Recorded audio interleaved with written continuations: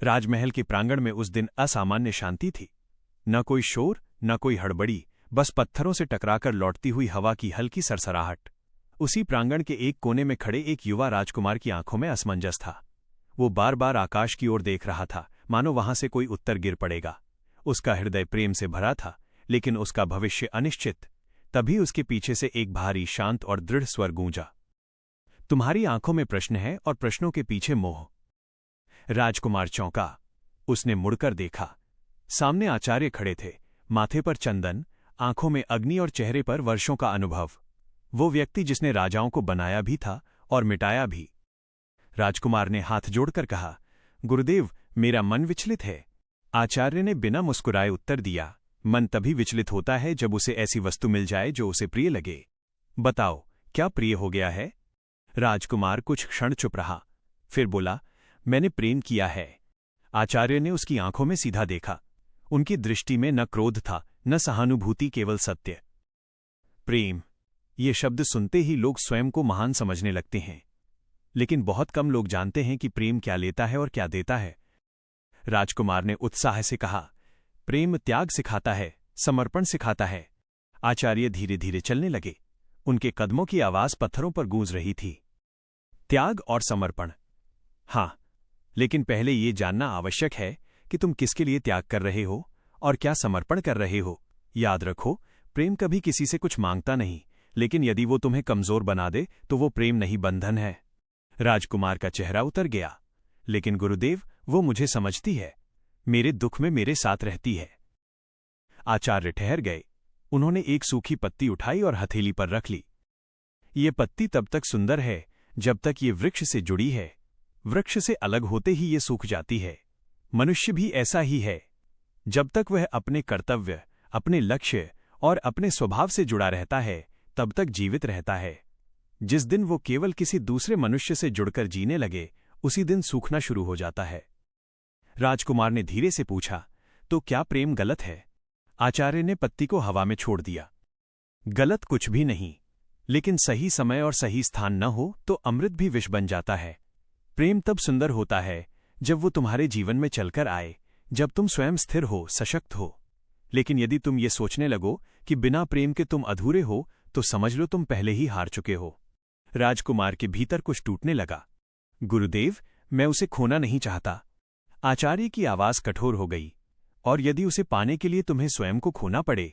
राजकुमार निरुत्तर था। आचार्य ने आगे कहा, याद रखो, पैसा, पद, प्रतिष्ठा, ज्ञान, ये सब ऐसे साथी हैं जो तब आते हैं जब तुम चलना जानते हो। जो व्यक्ति खड़ा भी नहीं हो पाता, उसके पीछे कोई नहीं चलता। प्रेम भी ऐसा ही है।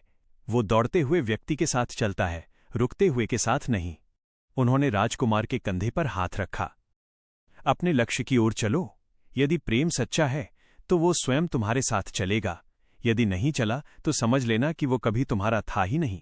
राजकुमार की आंखों में आंसू थे, लेकिन अब उनमें स्पष्टता भी थी। आचार्य मुड़े और जाते जाते बोले, याद रखना, प्यार, पैसा, सब्र और दोस्ती, ये चारों तभी टिकते हैं जब इंसान खुद के पैरों पर खड़ा हो। जो स्वयं नहीं चलता, उसके पीछे कोई नहीं चलता। प्रांगण फिर शांत हो गया, लेकिन उस शांति में एक नए मनुष्य का जन्म हो चुका था। प्रांगण से निकलकर राजकुमार अपने कक्ष में पहुंचा, लेकिन उसके कदमों में पहले जैसी दृढ़ता नहीं थी। भीतर एक युद्ध चल रहा था। एक ओर आचार्य के शब्द थे जो शिलालेख की तरह मन में अंकित हो रहे थे, और दूसरी ओर वो चेहरा जिसकी मुस्कान में उसे संसार का सारा सुख दिखाई देता था। उसने खिड़की से बाहर देखा। सूर्य ढल रहा था और उसकी लालिमा ठीक वैसी ही थी जैसी उसके मन की स्थिति, सुंदर लेकिन अस्थायी। उस रात उसे नींद नहीं आई। बार बार वही प्रश्न उठता रहा, क्या प्रेम सच में कमजोर बनाता है या मैं ही कमजोर हूं? अगली सुबह वो आश्रम की ओर गया। वहां शांति थी। कुछ शिष्य ध्यान में बैठे थे, कुछ ग्रंथों का अध्ययन कर रहे थे। आचार्य एक वृक्ष के नीचे बैठे मिट्टी पर कुछ रेखाएं खींच रहे थे। राजकुमार ने उन्हें प्रणाम किया। गुरुदेव, क्या मैं फिर एक प्रश्न पूछ सकता हूं? आचार्य ने बिना सिर उठाए कहा, जो मन शांत नहीं होता वो प्रश्न करता ही है। पूछो। राजकुमार बोला, यदि कोई व्यक्ति प्रेम में रहते हुए भी अपने कर्तव्य निभाए तो क्या वो गलत होगा? आचार्य ने छड़ी से मिट्टी पर एक वृत्त बनाया, फिर उसके बीच में एक बिंदु। ये बिंदु तुम हो, यह वृत्त तुम्हारा जीवन। अब सोचो, यदि तुम स्वयं केंद्र में स्थिर हो तो वृत्त चाहे जितना बड़ा हो, संतुलन बना रहता है, लेकिन यदि केंद्र हिल जाए तो पूरा वृत्त बिखर जाता है। उन्होंने उसकी ओर देखा। प्रेम को वृत्त में रखो, केंद्र में नहीं। जिस दिन तुम किसी व्यक्ति को अपने जीवन का केंद्र बना लेते हो, उसी दिन तुम अपनी दिशा खो देते हो। राजकुमार ने धीमे स्वर में कहा, लेकिन समाज तो प्रेम को सर्वोच्च मानता है। आचार्य हल्के से मुस्कराए। समाज वही मानता है जो उसे अच्छा सुनाई देता है, सही नहीं। समाज तालियां बजाता है, लेकिन जब तुम्हारा जीवन बिगड़ता है तब वही समाज मौन हो जाता है। उन्होंने एक कथा सुनानी शुरू की। एक समय एक युवा व्यापारी था। उसने अपनी सारी बुद्धि, अपना सारा ध्यान अपनी पत्नी को प्रसन्न रखने में लगा दिया। व्यापार को उसने कल देखेंगे कहकर टाल दिया। कुछ वर्षों बाद धन समाप्त हो गया। तब वही पत्नी, जिसके लिए उसने सब छोड़ा था, बोली, तुम अब पहले जैसे नहीं रहे। राजकुमार की आंखें फैल गईं। आचार्य बोले, प्रेम सम्मान चाहता है और सम्मान शक्ति से आता है।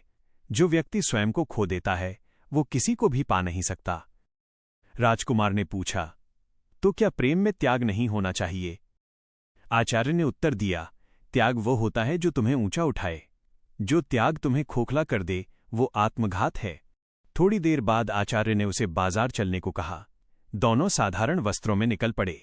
वहां उन्होंने एक भिखारी को देखा जो भीख मांगते हुए रो रहा था। लोग कुछ सिक्के डालकर आगे बढ़ जाते थे। आचार्य ने पूछा, लोग इसे क्यों नहीं अपनाते, इसकी सहायता क्यों नहीं करते? राजकुमार बोला, क्योंकि ये स्वयं खड़ा नहीं है। आचार्य की आंखों में चमक आई। बस यही नियम जीवन का भी है।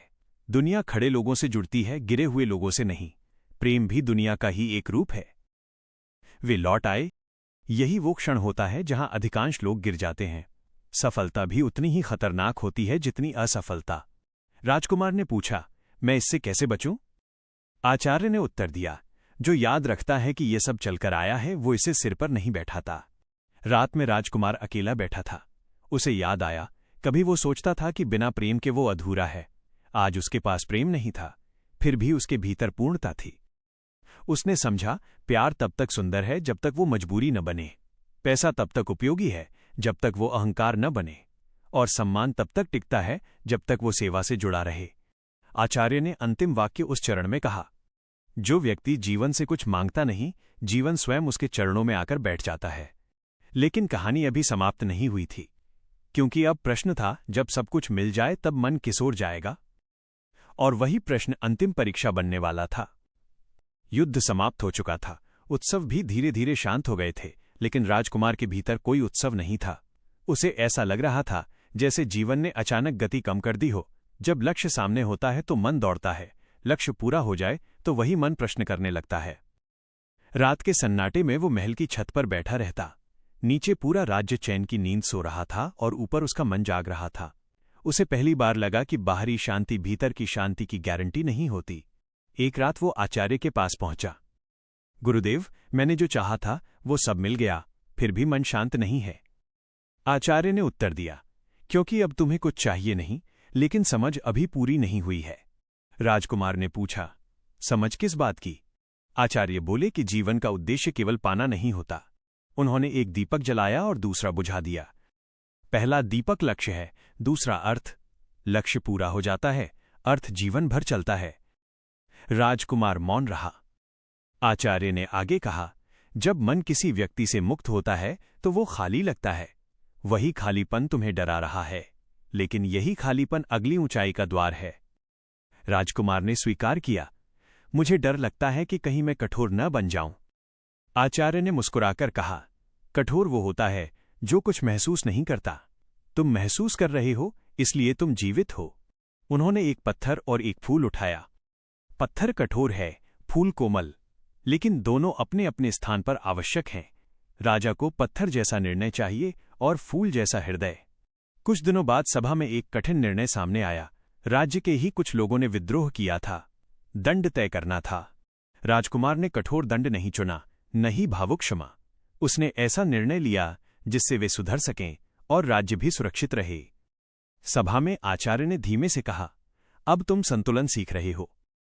उस रात राजकुमार को पहली बार सुकून की नींद आई।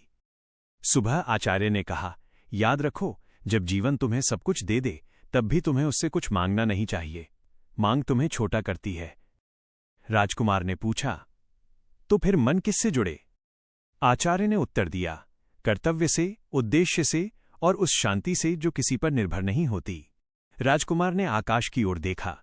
पहली बार उसे लगा कि अब वो अकेला नहीं है, भले ही उसके साथ कोई न हो। लेकिन अंतिम सीख अभी बाकी थी, क्योंकि जीवन केवल सिखाता नहीं, परखता भी है, और वो परीक्षा अब अंतिम रूप लेने वाली थी। समय अब तेजी से नहीं चल रहा था, बल्कि स्थिर हो गया था, जैसे जीवन स्वयं ठहरकर राजकुमार को देख रहा हो। क्या वो सच में समझ पाया है या केवल परिस्थितियों के साथ बदल गया है? राज्य शांत था, सीमाएं सुरक्षित थीं और प्रजा संतुष्ट, लेकिन वास्तविक शांति अब भी एक अंतिम परीक्षा मांग रही थी। एक दिन आचार्य ने उसे वन में चलने को कहा, बिना सैनिकों के, बिना वैभव के, केवल दो मनुष्य, एक जिसने सीखा था और एक जिसने सिखाया था।